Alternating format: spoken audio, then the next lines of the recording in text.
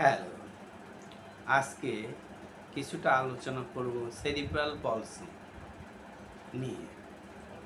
আপনারা জেনে থাকবেন সেরিব্রাল পলসি হচ্ছে এক প্রকার মস্তিষ্কজনিত সমস্যা, যেখানে জন্মের সময় মস্তিষ্কের ডেভেলপমেন্ট ঠিকমতো হয়নি, অথবা পরবর্তী কারণে মস্তিষ্কে আঘাতপ্রাপ্ত হওয়ার কারণে তার শারীরিক ইমব্যালেন্স ঘটেছে, মানে ব্যালেন্সের ভারসাম্য ঘটেছে, ব্যত্যয় ঘটেছে।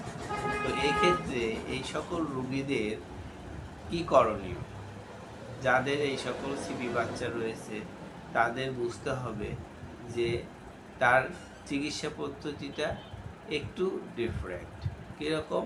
যে তাদের নিয়মিত পুষ্টিকর খাবার খাওয়ানোর পাশাপাশি তার যে জয়েন্টের মোবিলিটি এবং যে মুভমেন্টগুলো সেগুলো করে দেয়া, এবং এর পাশাপাশি এই যে অ্যাসিস্টেড ডিভাইস যেগুলো দরকার সেগুলো সরবরাহ করা এবং সেগুলো নিয়মিত তাকে প্রদান করা বা পরিধান করা তা সেইগুলো, তো এইগুলো তাকে দিতে হবে।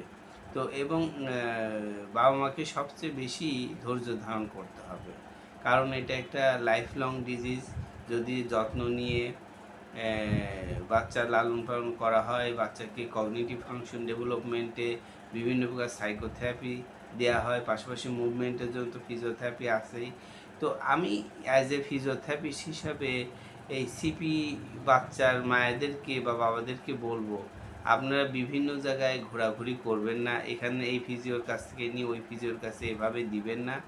আপনারা একটি ফিজিওথেরাপিস্টের কাছ থেকে আপনি তার ব্যায়ামগুলো শিখে নিন, তার মুভমেন্ট কী হবে, সে কখন কোন পোস্চারে থাকবে, এগুলো আপনারা শিখে নিন এবং বাসায় প্রতিনিয়ত প্র্যাকটিস করুন।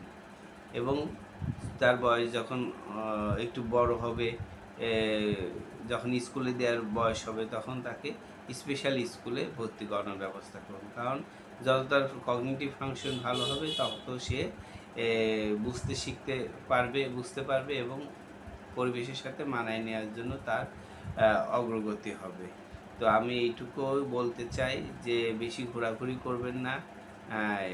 এই ফিজিওথেরাপির যে ব্যায়ামগুলো আছে সেগুলো শিখে নিন সুন্দর করে এবং প্রতিনিয়ত বাচ্চাকে করিয়ে দিন। এতে আশা করি ধীরে ধীরে আপনার বাচ্চা উন্নতি লাভ করবে। ধন্যবাদ সকলকে।